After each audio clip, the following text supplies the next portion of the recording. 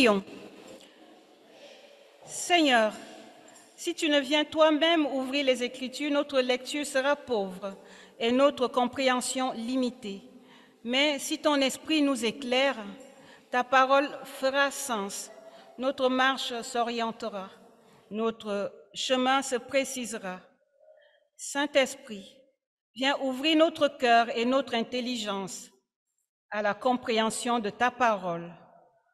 Voici venu le temps de la parole. Deutéronome 30, versets 11 à 20.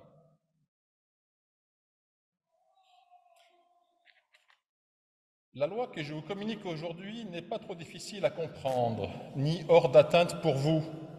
Elle n'est pas au ciel pour qu'on dise « Qui montera au ciel pour aller nous la chercher et nous la communiquer, afin que nous puissions la mettre en pratique ?» Elle n'est pas non plus au-delà des mers pour qu'on dise « Qui traversera les mers pour aller nous la chercher et nous la communiquer, afin que nous puissions la mettre en pratique ?» Non, cette loi est tout près de vous, dans votre bouche et dans votre cœur, et vous pouvez la mettre en pratique. Israélites, voyez, aujourd'hui je place devant vous la vie et le bonheur d'une part, la mort et le malheur d'autre part. Prêtez donc attention aux commandements que je vous communique aujourd'hui. Acceptez d'aimer le Seigneur votre Dieu, de suivre le chemin qu'il vous trace, d'obéir à ses commandements, à ses lois, à ses règles. Alors, vous pourrez vivre, vous deviendrez nombreux et le Seigneur vous comblera de bienfaits dans le pays dont vous allez prendre possession. Mais si vous vous détournez de lui, si vous lui désobéissez, si vous vous laissez entraîner à adorer et à servir d'autres dieux, vous disparaîtrez complètement, je vous en préviens dès aujourd'hui. Vous ne resterez pas longtemps dans le pays dont vous allez prendre possession au-delà du Jourdain. Oui, je vous avertis solennellement aujourd'hui, le ciel et la terre m'en sont témoins. Je place devant vous la vie et la bénédiction d'une part, la mort et la malédiction d'autre part. Choisissez donc la vie, afin que vous puissiez vivre, vous et vos descendants. Aimez le Seigneur votre Dieu, obéissez-lui, restez-lui fidèlement attachés. C'est ainsi que vous pourrez vivre et passer de nombreuses années dans le pays que le Seigneur a promis de donner à vos ancêtres, Abraham, Isaac et Jacob. Matthieu 10, versets 34 à 39.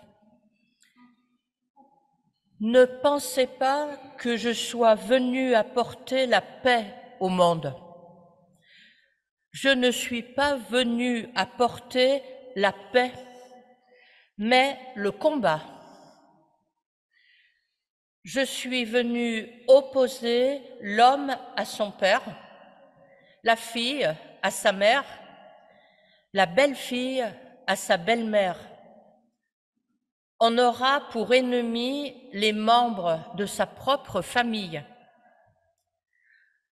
Celui qui aime son père ou sa mère plus que moi n'est pas digne de moi. Celui qui aime son fils ou sa fille plus que moi n'est pas digne de moi. Celui qui ne se charge pas de sa croix et ne marche pas à ma suite n'est pas digne de moi. Celui qui voudra garder sa vie la perdra, mais celui qui perdra sa vie pour moi la retrouvera. On se retrouve pour ce culte de fête de fin d'année, et fête aussi de transition. C'est à la mode le mot transition en ce moment. Fête de transition pour la vie de cette communauté. Et à cette occasion, on avait peur que le temple soit trop petit. Alors on est venu ici et on avait surtout peur qu'il n'y ait pas assez de place pour l'apéro. Voilà, donc la communauté catholique nous a dit on veut bien vous prêter l'église, devant il y a de la place pour l'apéro, après. Voilà. Le souci, c'est que du coup, pour l'acoustique, c'est pas évident. Donc en fait, vous êtes nos cobayes et on avait besoin d'une église bien remplie pour faire le test, donc merci d'être venus. Voilà, vous êtes nos cobayes parce que on a aussi en projet des travaux au temple et pendant le temps des travaux, on viendra ici faire nos cultes. Donc c'est un test ce matin. Donc après, il faudra que vous disiez tout ce qui va pas, tout ce qui va bien aussi par rapport à ce lieu de culte.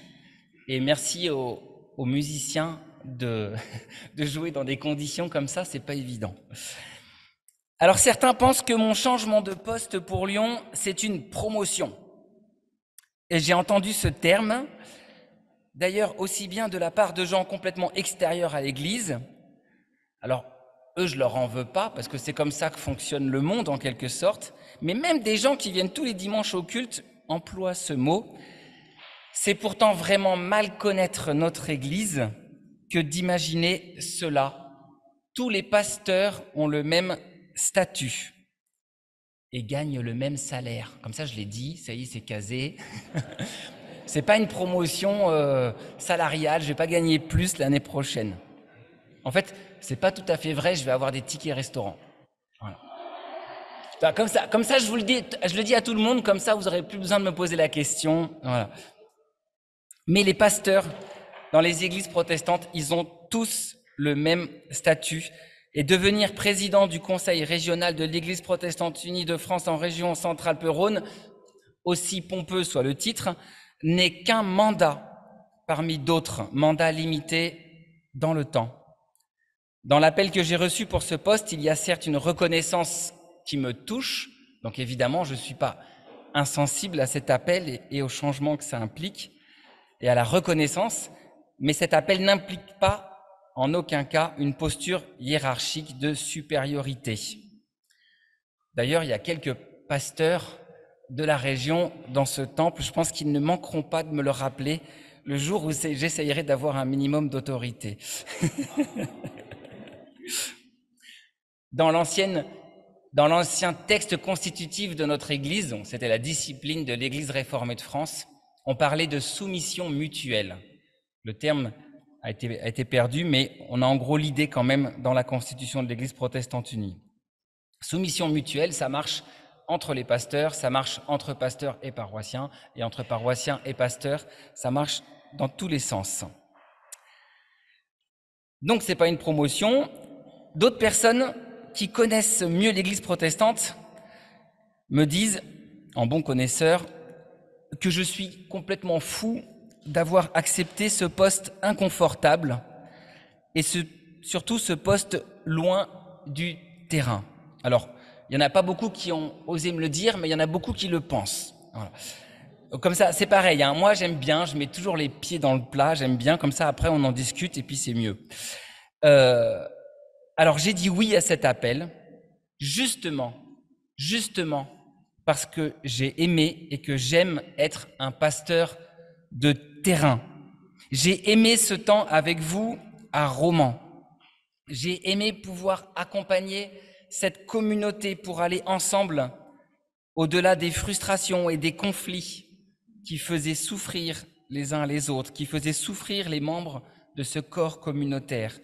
J'ai aimé être avec vous un chercheur de justice et de vérité au milieu de vous. Lors de ces dernières années, nous nous sommes mutuellement fait confiance, au point d'ailleurs que vous connaissez mes défauts et je connais une bonne partie des vôtres. Je me tourne vers le conseil presbytéral en même temps. Enfin, je vais quand même leur demander d'avoir la pudeur de ne pas trop exposer mes défauts. Nous avons vécu, à travers cette aventure, une saine interdépendance. Nous avons expérimenté le fait de pouvoir nous aider les uns les autres ou d'avoir besoin les uns des autres, mais surtout le fait de nous encourager les uns les autres en apprenant à supporter nos défauts et nos limites. C'est l'apôtre Paul lui-même dans la Bible qui écrit « Supportez-vous les uns les autres » dans les deux sens du verbe supporter, le supporter qui encourage et se supporter dans le sens où on ne choisit pas forcément l'autre et en particulier pas ses défauts. J'ai aimé ce temps avec vous à Romans et donc si j'ai accepté de changer de poste, c'est justement que je veux pouvoir défendre ce modèle d'église. Ce modèle d'église où le pasteur est un humain comme les autres. Et ce modèle, il est fragile, je vous le garantis. Il y a peu de religions qui s'appuient sur un tel modèle et qui le défendent autant, aussi fortement. Ce modèle d'église où le pasteur est un humain comme les autres, un croyant comme les autres, où on a le droit de dire que le pasteur se trompe. Non seulement on a le droit de le critiquer, mais on a le droit aussi de dire qu'il se trompe. Je veux pouvoir défendre désormais au niveau régional ce fragile modèle d'église où l'on valorise le débat, la diversité, la liberté. Aujourd'hui, pour ce temps de culte, pour écouter cette prédication, vous êtes, chers amis, vous êtes une assemblée bien hétéroclite. Je ne sais pas si vous avez conscience de qui est assis à côté de vous en ce moment. Il y a parmi vous des paroissiens de Romans, plus ou moins jeunes, mais aussi plus ou moins contents de me voir partir. Il y a des amis catholiques, il y a quelques membres du conseil régional qui contrôlent ce que je dis. Non, je rigole, qui me fait là. Donc il y a quelques membres du conseil régional qui sont là. Et puis il y a aussi des amis qui assistent pour la première fois de leur vie à un culte protestant. Et en plus, je leur fais subir ça dans une église catholique, histoire de les embrouiller un peu plus.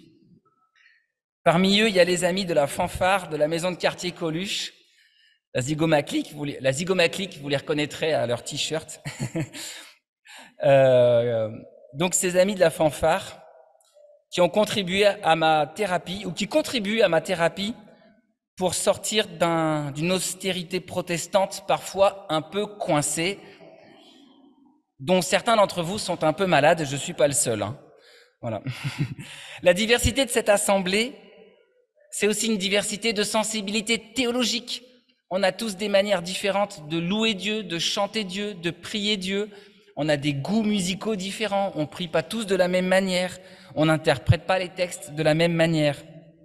Eh bien, c'est extraordinaire de pouvoir se rassembler avec cette diversité et de pouvoir essayer de parler de Dieu avec vous aujourd'hui. Cela constitue, je crois, une brèche dans un monde qui étouffe, une brèche qui ouvre à la véritable liberté. Qu'est-ce que la liberté? Qu'est-ce que la liberté? Alors, je crois que le bac de philo s'est terminé. Je ne vais pas faire un cours de philosophie sur la liberté. Je pose juste comme postulat le fait que nous tous, croyants ou incroyants, on aspire tous à la liberté. On a tous une soif immense de liberté. Le matin, quand on se réveille, s'il n'y a pas d'espace de liberté dans notre journée, on souffre et on va se dire à quel moment je vais pouvoir être libre. C'est ça qui nous donne envie de nous lever, de pouvoir exprimer notre liberté. Tout le monde souhaite la liberté, c'est presque une platitude que de le dire. Le mot liberté, il est employé à tout bout de champ. Les publicités nous vendent de la liberté, les enfants se plaignent de ne pas être assez libres et d'être obligés de subir des cultes interminables. Les salariés veulent plus de liberté, les retraités voudraient pouvoir rester libres, les migrants fuient leur pays par soif de liberté, et enfin, l'humanité voudrait pouvoir continuer à brûler du pétrole au nom de cette même liberté, et ce infiniment, indéfiniment. La soif de liberté nous anime donc. Elle nous anime pour le meilleur et pour le pire. Et tout l'enjeu,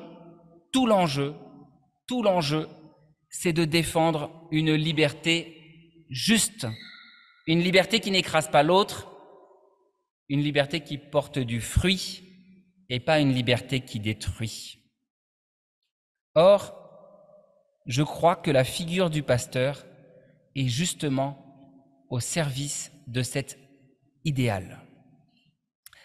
Vous savez, dans le protestantisme français, Le mot technique pour désigner la fonction de pasteur, c'est le mot ministre. Oui, je suis un ministre. Voilà.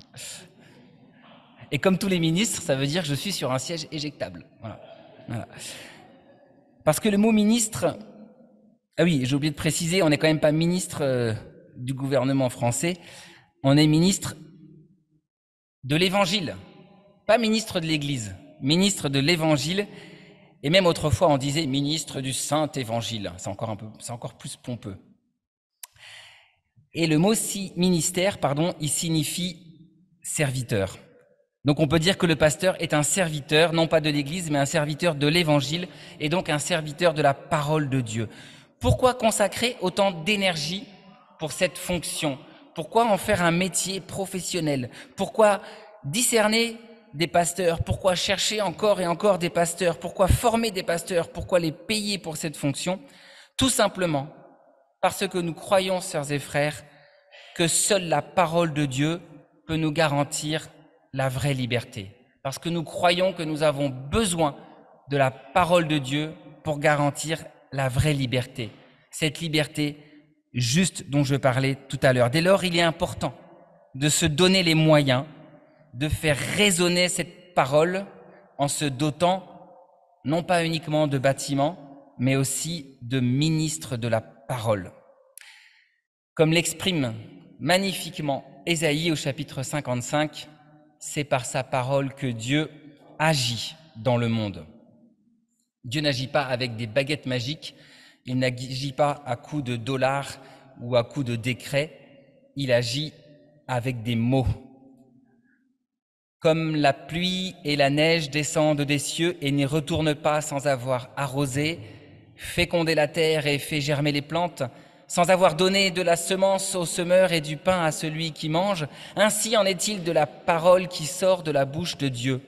Elle ne retourne pas à moi sans effet, sans avoir accompli ce pourquoi il l'a envoyée. Chers amis, l'enjeu de la foi, ce n'est pas de croire ou de ne pas croire que Dieu existe. La différence entre un croyant et un incroyant, ce n'est pas l'affirmation que Dieu existe ou qu'il n'existe pas.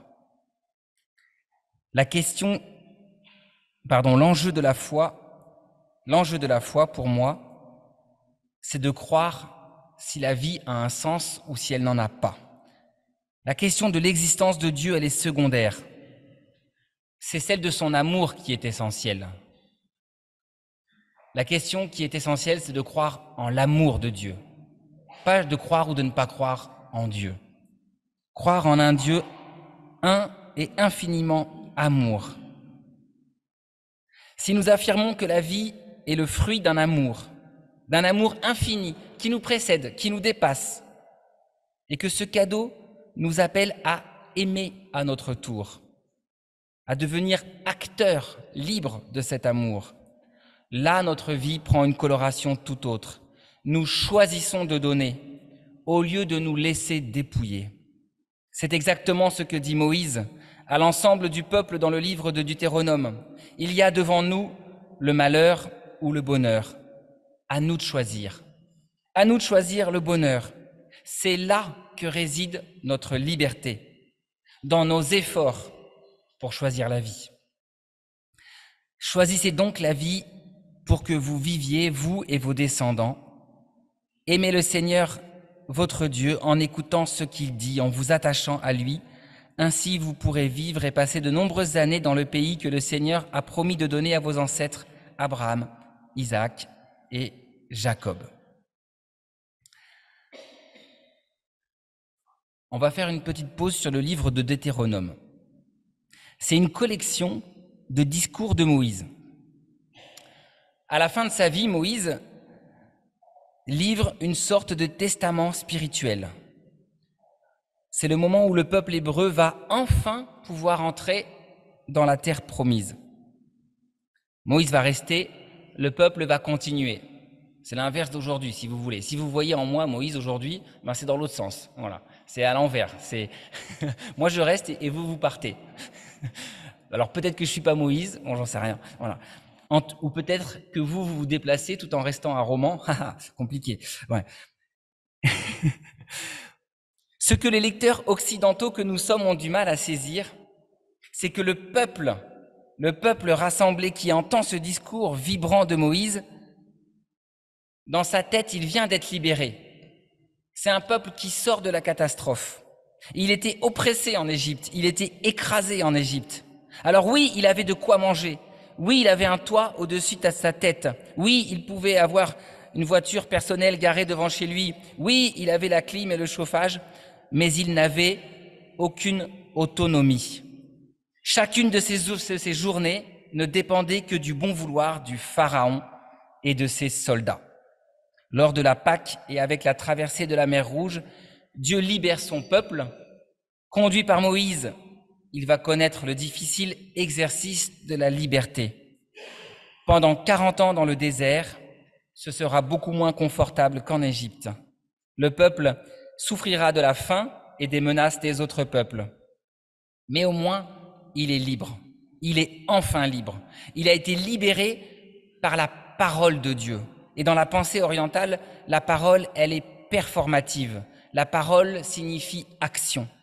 Comme vous le savez peut-être, le discours de Moïse au seuil de l'entrée dans la terre promise a trouvé une résonance magnifique dans le discours de Martin Luther King au seuil de l'égalité des droits civiques, le 28 août 1963 à Washington. Libres enfin, nous serons libres enfin. Aujourd'hui, sœurs et frères, je crois que l'enjeu reste le même.